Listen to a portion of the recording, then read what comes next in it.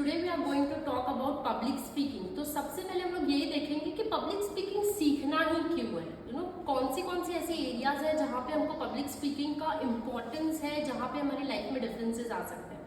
You all know कि अगर आपको एक जॉब चाहिए तो इंटरव्यू क्रैक करने के लिए you need public speaking skills.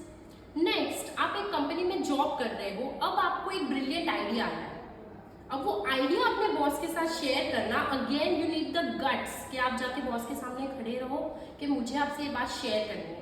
आपके दिमाग में एक आइडिया है, उसी फॉर्म में उसको प्रेजेंट करना सामने वाले के सामने, एंड अगेन सामने वाले को कन्विंस करना, you need public speaking skill. This was about job, जो हम सबको पता है। नेक्स्ट, अगर आप एक फैमिली में रहते हो, अगर आप क्लैशेस नहीं चाहते हो, अगर आप अपनी सेल्फ रिस्पेक्ट को मेंटेन करना चाहते हो, अगर आप चाहते हो कि लोग आपकी सुने, आपकी बातों को कोई वैल्यू किया जाए, again you need public speaking skills. This is also what we already know. Third, business में अगर आप कोई प्रोडक्ट बनाते हो, वो प्रोडक्ट अगर आपको सेल करना है, वो प्रोडक्ट सेल करने के लिए भी आपको पब्लिक स्पीकिंग स्किल्स चाहिए। एक ऐसा वेंडर हमेशा होता है जिसके बगल में ही दूसरा वेंडर होगा, बट हम हमेशा चूज करते हैं उस वेंडर को जो हमसे हमेशा पूछता है, अच्छा घर पे सब ठीक है ना।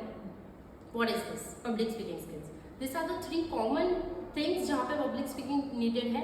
अब एक आगे की स्टेप पे चलते हैं। अगर आपको एक स्टार्टअप शुरू करना है, you know this OYO company, Ritesh Agarwal is the founder of this OYO company. इनके दिमाग में एक ब्रिलियंट आइडिया आया कि सारी छोटी छोटी होटल्स को मिला के हम लोग एक वेबसाइट क्रिएट करेंगे।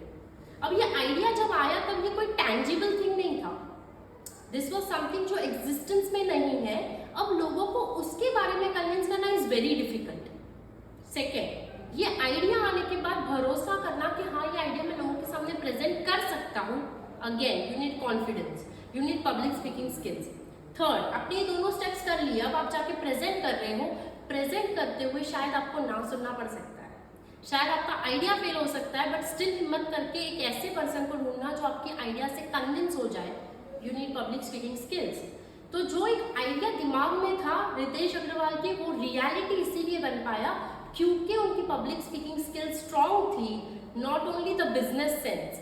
पहला आता है लोगों को कन्विंस करना ऑन द आइडिया, होटल्स वाले को कन्विंस करना कि हम आपकी होटल को चला सकते हैं, हम इसका जो एकोमोडेशन है वो बढ़ा सकते हैं, हम इसकी प्राइस को बढ़ा सकते हैं, हम इस पे कुछ रूम पे खर्चा करके इसको एक अच्छा सा गेट लुक दे सकते हैं, आउटलुक दे सकते हैं। ये सब पे कन्विंस करने के लिए you need public speaking skills. एक और चीज है कि जो भी हम लोग अपनी रियल लाइफ में देख रहे हैं, भी this AC, this board, this lights, this dress, this outfit, ये सब पहले से नहीं था। किसी के दिमाग का एक आइडिया है जो आज एक रियलिटी है। It means every reality was an idea, was a thought. फिर किसी ने कम्युनिकेट किया, उस पर काम किया, उस पर भरोसा किया, and it turn into a reality. But every thought is not a reality. Her thought reality नहीं बन पाया। क्यों?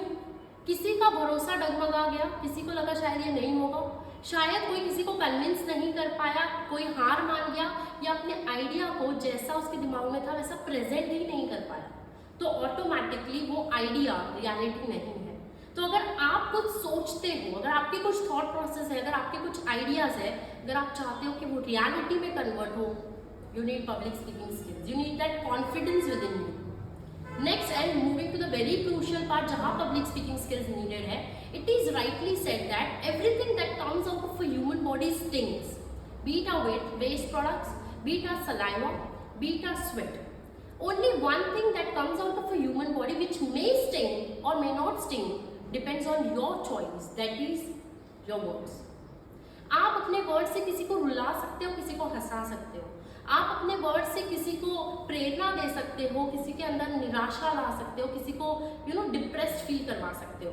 सो आई बिलीव अगर हम एक दिन में एवरेज 10 लोगों से मिलते हैं तो ये 10 लोग कैसा फील करेंगे, अपने लाइफ में क्या काम करेंगे, ये डिपेंड करता है आपके वर्ड्स पे।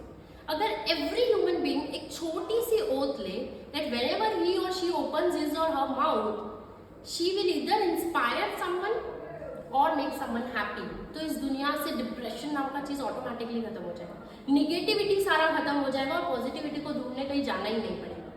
So this is the most important part जहाँ पे पब्लिक स्पीकिंग स्किल्स नीडेड है। मूविंग अहेड, ये तो हो गया कि पब्लिक स्पीकिंग स्किल्स नीडेड है, कहाँ कहाँ पे नीडेड है। अब मूविंग अहेड, अच्छा ठीक है, समझ गई कि पब्लिक स्पीकिंग स्किल्स आना चाहिए। अब लाए कैसे, what is the first step? You know, you should have a good eye contact to become a good speaker. No, this is not the answer. You should have a great body language to become a good speaker. No, this is also not the answer. You need a confidence while speaking to become a good speaker. The answer is no. तो चाहिए क्या? I believe the most important point to become a good speaker is conviction power. अब conviction power क्या है, इस पर थोड़ा सा लाइट थ्रो करेंगे कि बेसिकली कन्विक्शन पावर है क्या। Have you ever got no as an answer in your life?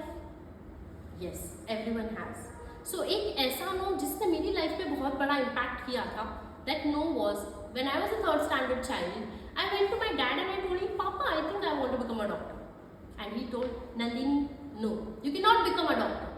मैंने पूछा, पापा मैं क्यों नहीं बन सकती, मुझे बनना है, मुझे फिर बहुत ही अच्छा लग रहा है, मुझे भी ऐसा काम करना है। पापा ने कहा डॉक्टर बनने के लिए बहुत पैसा चाहिए, स्कॉलरशिप चाहिए, बहुत पढ़ना पड़ता है, तुम नहीं कर पाओ।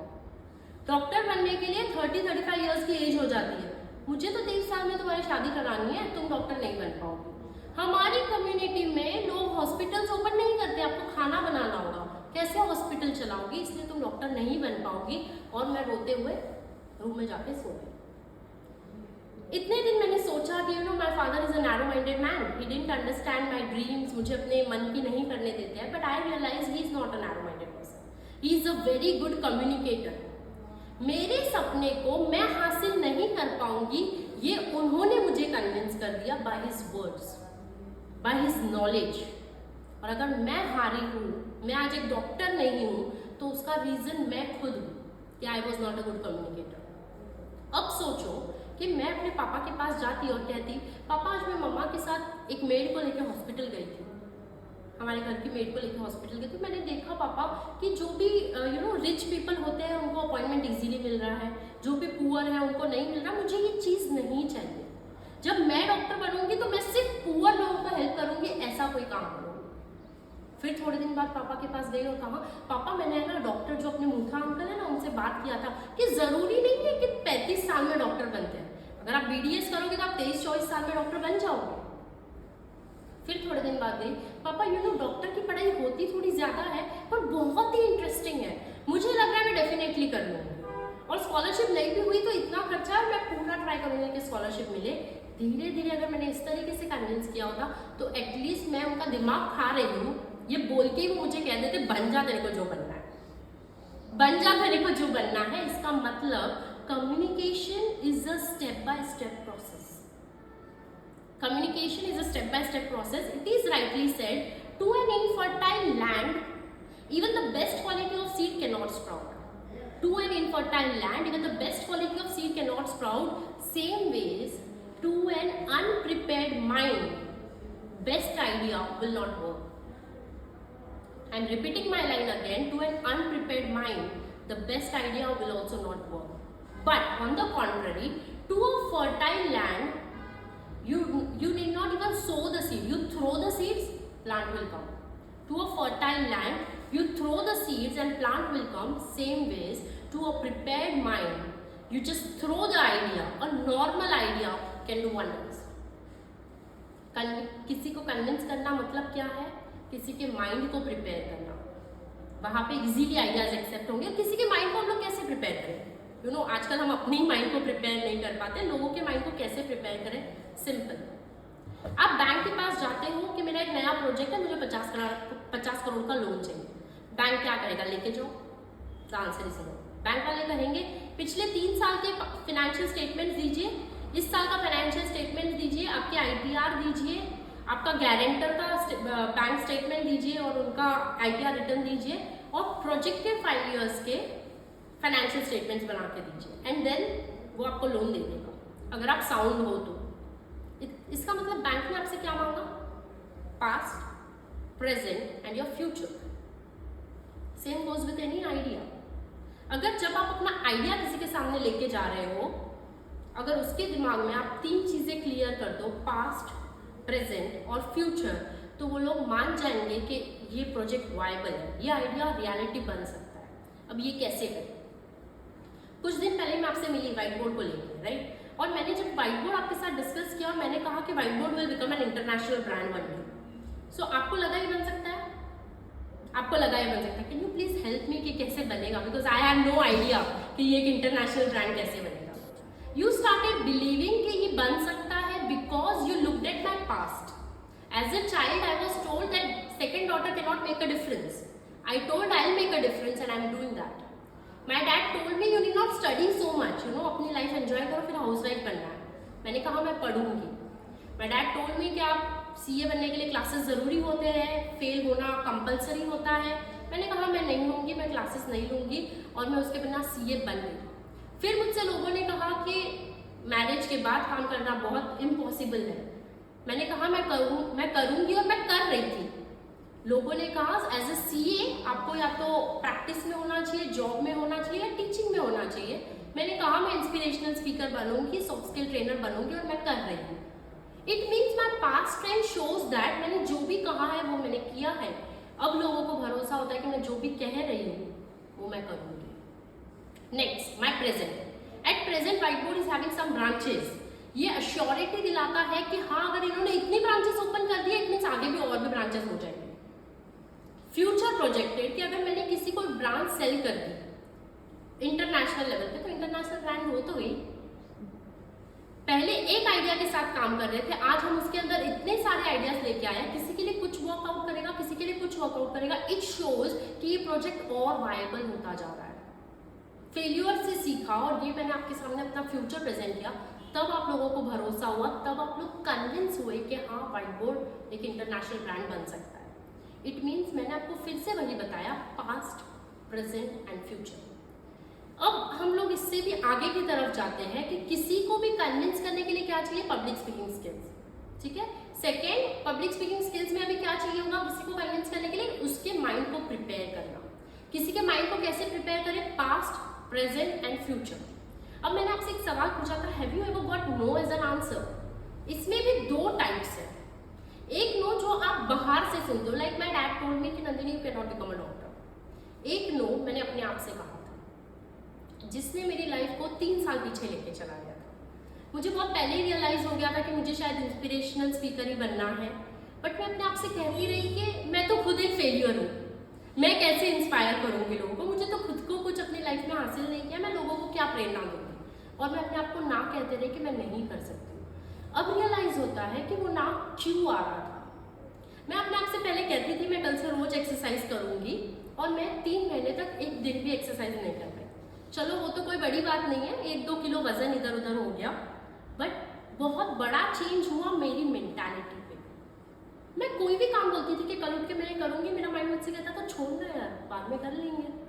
जब मैंने अपने माइंड से कहा कि मैं इंस्पिरेशनल स्पीकर बनना चाहती हूँ, मेरे माइंड ने क्या कहा? 3 महीने से सिंपल एक्सरसाइज तो 1 घंटे का हो नहीं रहा, ये बनेगी इंस्पिरेशनल स्पीकर। तो वो नो मेरे अंदर से आ रहा था। अब इस नो को कैसे चेंज करूँ? क्योंकि जब तक ये नो सॉर्ट आउट नहीं होगा तब तक तो मैं अपना मुंह ही नहीं खोलूंगी, दुनिया को बताऊंगी भी नहीं कि मुझे ये बनना है। उस नो को ठीक करने के लिए आपको एक ट्रेंड बिल्डअप करना पड़ेगा। वो ट्रेंड कैसा होता है? आप अपने आप से छोटे छोटे कमिटमेंट कीजिए। मुझे पता चल गया था Rajnandini Jain can not exercise daily. मैंने अपना टारगेट बदल दिया, वीकली वंस मैं एक्सरसाइज करूँगी, मर जाऊँ तो भी वो एक्सरसाइज करके मरना है, ऐसा वाला कमिटमेंट कर लिया। अब हफ्ते में रोज 1 दिन एक्सरसाइज करने लगी, धीरे धीरे अपने कमिटमेंट्स को शिफ्ट करती चली गई। फिर 2 दिन मुझे गुस्सा बहुत आता है, फिर मैंने कमिटमेंट करना शुरू किया, दिन में 3 बार गुस्सा करूँगी। अरे क्योंकि गुस्सा नहीं करना मेरे लिए पॉसिबल ही नहीं था। 3 दिन 3 बार, 2 बार, 1 बार और नहीं करूँगी। ऐसे कमिटमेंट से मैंने अपने माइंड को ट्रेन कर दिया कि अब ये जो भी लड़की बोलती है वो ये कर सकती है। तो लीव अबाउट यू कि आप क्या सोचते हो मेरा व्हाइट बोर्ड एक इंटरनेशनल ब्रांड बनेगा या नहीं। मेरा दिल मुझसे कहता है, मेरा दिमाग मुझसे कहता है ये बन सकता है। फर्स्ट स्टेप मैं क्लियर कर चुकी हूँ, और जब मेरा फर्स्ट स्टेप क्लियर है तो जब मैं बोलती हूँ उसमें एक अलग लेवल का कॉन्फिडेंस होगा जिससे लोग भी कन्विंस हो जाएंगे।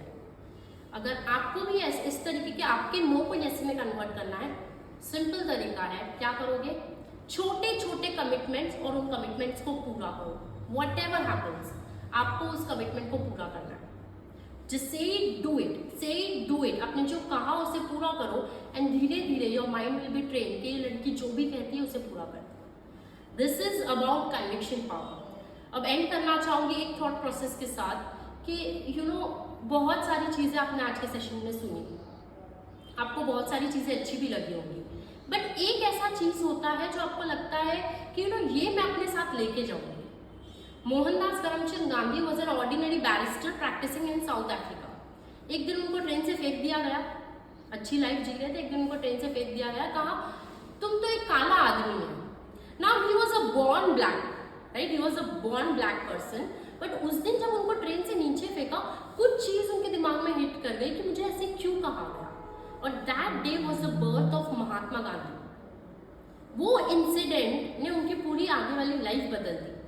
One line, one feeling, one incident is enough to change your life. तो मैं आपसे जानना चाहूंगी कि आपका वाव मोमेंट क्या है कि आज के सेशन से ये चीज आप उठा के लेके जाओगे और अपनी लाइफ में इंप्लीमेंट करोगे। पूरा सेशन रखने से भी कोई पॉइंट नहीं होगा अगर आप एक भी चीज इंप्लीमेंट नहीं कर पाओ। इससे बेटर ये है कि एक चीज उठाओ, उसको इंप्लीमेंट करो and see the wonders. So now I am waiting for your wow moments.